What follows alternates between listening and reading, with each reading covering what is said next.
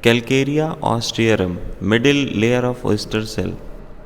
Chemical name calcium carbonate and commonly known as Calcarea carb or Calcarea os.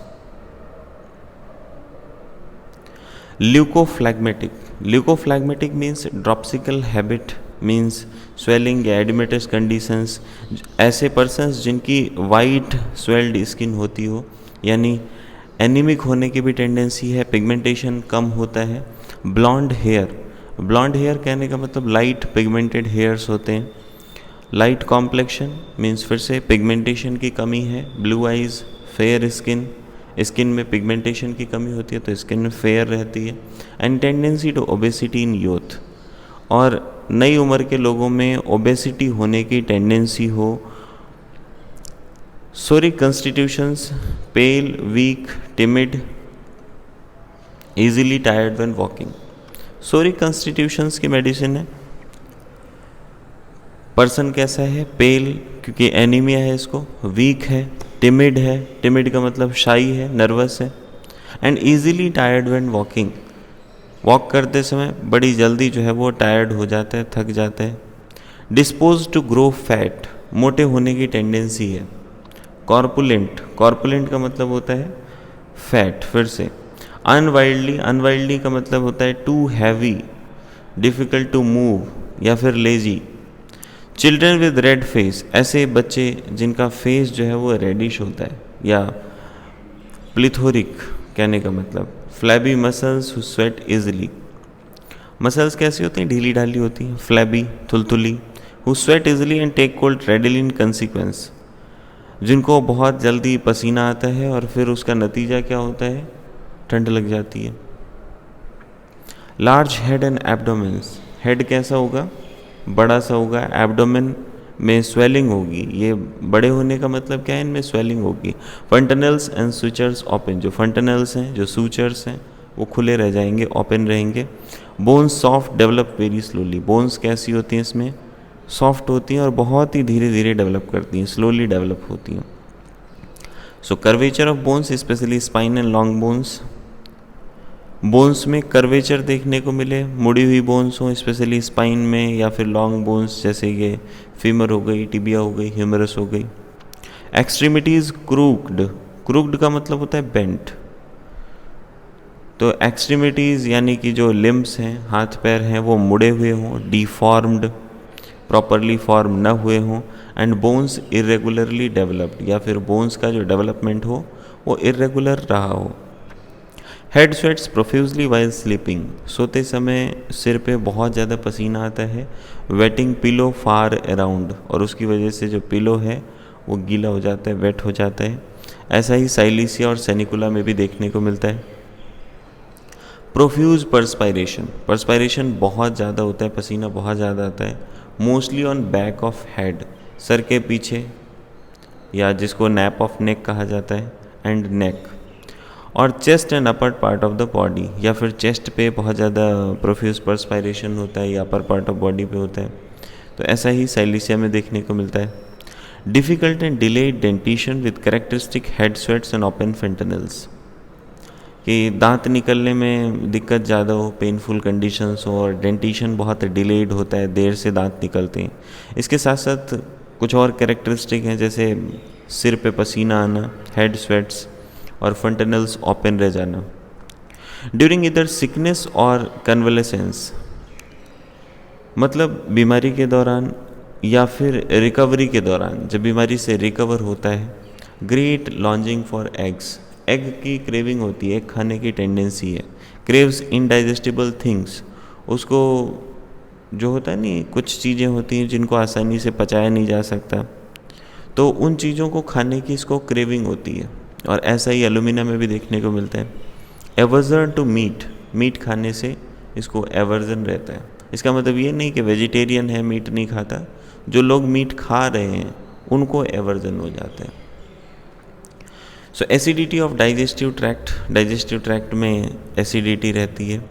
सोर इरेक्टेशंस, खट्टी डकारें आती हैं. सोर वॉमिटिंग, जो वॉमिट होता है स्टमक के कंटेंट्स वो भी सोर होते हैं. Sour stool, sour odour of the whole body, पूरी बॉडी से खट्टे खट्टे जैसी स्मेल आती रहती है, ऑर्डर आती रहती है। ऐसा ही हेपर सेल्फ में भी और र्यूम में भी देखने को मिलता है।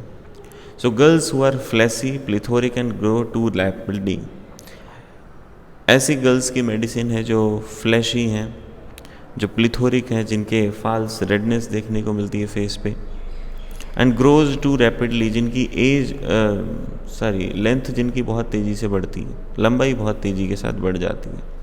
So menstruation too early, too profuse, too long lasting, menses जो है वो बहुत जल्दी आता है, बहुत ज़्यादा होता है, बहुत लंबे समय तक रहता है, with subsequent amenorrhoea and chlorosis with menses scanty और सप्रेस्ड।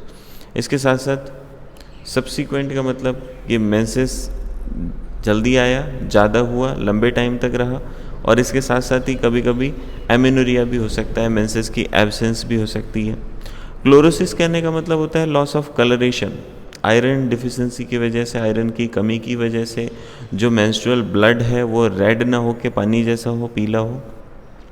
मेंसेस स्कैंटी और सप्रेस्ड, मेंसेस कैसे होते हैं? स्कैंटी हो सकते हैं, सप्रेस्ड हो सकते हैं। तो एमेन्यूरिया एंड क्लोरोसिस के साथ मेंसेस कैसे होंगे? स्कैंटी होंगे, कम होंगे, या फिर सप्रेस्ड होंगे। क्यों हो रहा है ऐसा? एनीमिया की वजह से हो रहा है, ड्यू टू आयरन डिफिशिएंसी ऐसा हो रहा है। So women menses too early, women में क्या देखने को मिलता है? मेंसेस बहुत जल्दी आते हैं, टू प्रोफ्यूज बहुत ज़्यादा होते हैं, and feet habitually cold and damp, और जो पैर हैं, हैबिचुअली कहने का मतलब आदतन ऐसा बार बार हो रहा है कि फीट जो है वो कोल्ड रहते हैं, डैम्प रहते हैं, as if they had on cold damp stockings, और ऐसी फीलिंग आती है जैसे उन्होंने ठंडे गीले मोजे पहन रखे हो। Continually cold in bed, even बिस्तर पे लेट जाने के बाद भी ये पैर ठंडे ही रहते हैं। The least mental excitement causes profuse return of menstrual flow, और थोड़ा सा भी मेंटल एक्साइटमेंट होता है तो उसकी वजह से मेंस्ट्रुअल फ्लो जो है वो बढ़ जाता है, profuse return of menstrual flow. ऐसा ही सल्फर और ट्यूबरकुलाइनम में भी देखने को मिलता है। Fear she will lose her reason, उसको ऐसा डर होता है कि अपना जो रीज़न है, उसके होने का जो रीज़न है वो लूज़ कर देगी। That people will observe her mental confusion, या फिर उसको ऐसा लगता है कि लोग उसके मेंटल कन्फ्यूज़न के बारे में जान जाएंगे, उसको ऑब्जर्व कर लेंगे। सो ऐसा एक्टिया में भी देखने को मिलता है। Lung diseases of tall slender rapidly growing youth, लंबे दुबले और बहुत तेज़ी के साथ ग्रो करने वाले यूथ में अगर लंग डिजीजेज होती हैं। Upper third of right lung, generally अगर upper third of right lung affected होता है then it is calcareas and arsenic. Upper left, अगर अपर लेफ्ट अफेक्टेड होता है तो myrtus and sulphur. And often the guide to the constitutional remedy then phosphorus, lung diseases के लिए ये constitutional remedy की गाइड होती है, मतलब पहले इसको देते हैं और उसके बाद आप कंस्टिट्यूशनल मेडिसिन दे सकते हैं फॉस्फोरस के कंपैरिजन में। कंपेयर ट्यूबरकुलाइनम, यहाँ पे ट्यूबरकुलाइनम से भी इसको कंपेयर करना चाहिए लंग डिजीजेज के केस में। Diseases arising from defective assimilation, ऐसी डिजीजेज जो डिफेक्टिव एसिमिलेशन की वजह से होती हों।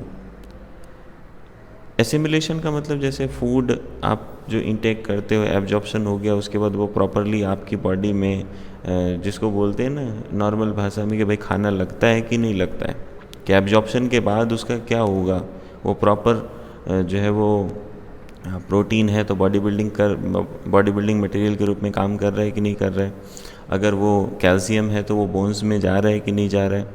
तो इस तरीके से यहाँ पर जितनी भी डिजीजेज हैं वो डिफेक्टिव एसिमिलेशन की वजह से होती हैं कि खाना प्रॉपरली खा रहा है लेकिन वो शरीर में लग नहीं रहा है। इम्परफेक्ट ऑसिफिकेशन, कि जो बोन्स पे कैल्शियम का डिपोजिशन है वो इम्परफेक्ट होता है। Difficulty in learning to walk और स्टैंड, तो छोटे बच्चे जो है वो उनको चलने में या खड़े होने में दिक्कत होती है।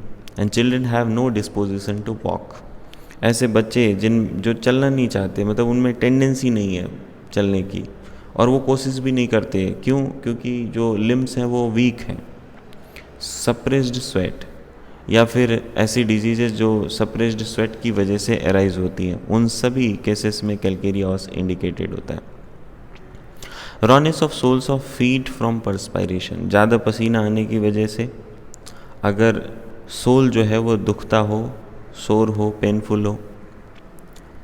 सो ऐसे ही ग्रेफाइटिस और सेनिकुला में भी देखने को मिलता है। Blisters and offensive foot sweat, के छाले पड़ गए हों पैर में, या फुट स्वेट यानी पैर से निकलने वाला पसीना बहुत ज़्यादा ऑफेंसिव हो, बदबूदार हो।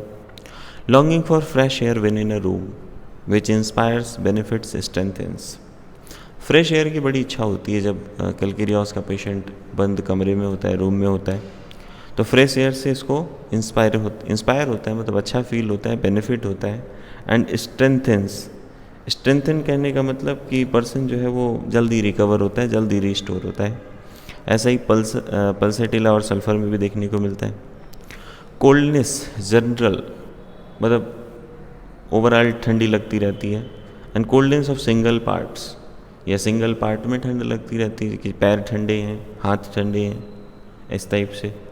ऐसे ही कालीबाइक्रोम में भी देखने को मिलता है coldness of single parts. Head, stomach, abdomen, feet and legs की कोल्डनेस सिंगल पार्ट्स में किन किन पार्ट्स की? हेड में कोल्डनेस फील हो रही है, स्टमक में, एब्डोमेन में, फीट में, लेग्स में।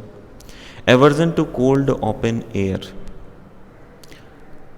ठंडी हवा से इसको दिक्कत है। गोज़ राइट थ्रू हर, उसको ऐसा फील होता है कि ठंडी हवा बिल्कुल उसके अंदर से निकलती है, अंदर से हो के जाती है।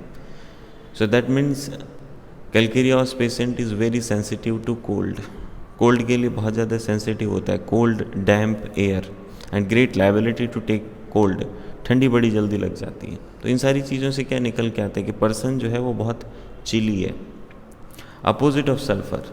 और ये कैरेक्टर जो है इसका सल्फ़र का ऑपोजिट है। स्वेट ऑफ सिंगल पार्ट्स, जो स्वेटिंग है सिंगल पार्ट्स में स्वेटिंग होना है, जैसे हेड, स्कैल्प। हेड और स्कैल्प कैसा होगा? वेट हो जाएगा, गीला हो जाएगा, कोल्ड हो जाएगा पसीने की वजह से। नैप ऑफ नेक, ये पीछे नेक के पीछे की तरफ, यहाँ पे पसीना आता हो बहुत ज़्यादा, चेस्ट में पसीना आता हो। एक्जिले, सेक्सुअल ऑर्गन्स, चेस्ट में, एक्जिला में, सेक्सुअल ऑर्गन्स में, हैंड, नीज, फीट, तो इन सभी में बहुत ज़्यादा स्वेटिंग होती हो। ऐसा ही सीपिया में भी देखने को मिलता है। फीट स्वेट के लिए सीपिया को जाना जाता है। Pit of stomach, swollen like an inverted saucer, stomach का जो पिट है, पिट कहने का मतलब जो लार्ज ब्रॉड एरिया है स्टमक का, यानी कि बॉडी ऑफ स्टमक, ये स्वेलन हो। कैसे? Like an inverted saucer, saucer मतलब जिनमें हम सॉस सर्व करते हैं, इन्वर्टेड सॉसर कहने का मतलब डोम शेप हो गया। And painful to pressure, pressure के लिए पेनफुल होता है कि अगर आप प्रेशर अप्लाई करेंगे तो बहुत ज़्यादा पेन होगा। Uremic and other diseases brought on by standing on cold, uremic का मतलब होता है जैसे एक्सेस ऑफ यूरिया, या फिर बॉडी में जो है वेस्ट मटेरियल ज़्यादा हो जाना, इकट्ठा हो जाना। या फिर दूसरी डिजीज़ जो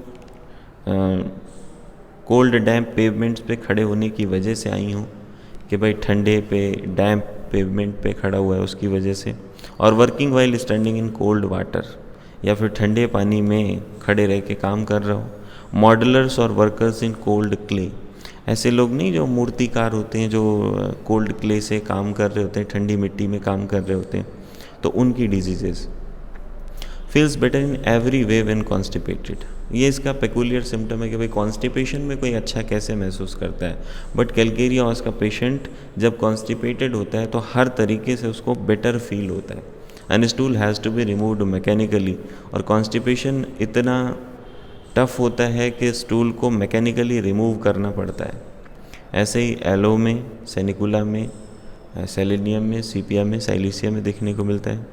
पेनलेस हॉर्सनेस, हॉर्सनेस का मतलब होता है आवाज़ चेंज हो जाना, तो ये पेनलेस रहता है, painless hoarseness. Aggravation in the morning time में जो है वो दिक्कत ज़्यादा होती है। Desire to be magnetised, calcarea carb, calcareous के पेशेंट की टेंडेंसी क्या होती है? मैग्नेटाइज होना चाहता है कि सब कोई उसकी ओर ध्यान दे, सब कोई उसकी बात सुने। तो फॉस्फोरस के जैसे ये कैरेक्टर इसमें देखने को मिलता है। रिलेशंस की बात करें तो कैलकेरियोस या calcarea carb is complementary to belladonna which is acute of calcarea carb. Belladonna जो है वो कैलकेरिया कार्ब का एक्यूट है। Calcarea acts best before lycopodium, nux, phosphorus and silicea. Calcarea lycopodium nux phosphorus और सैलिसिया के पहले बहुत अच्छा काम करता है।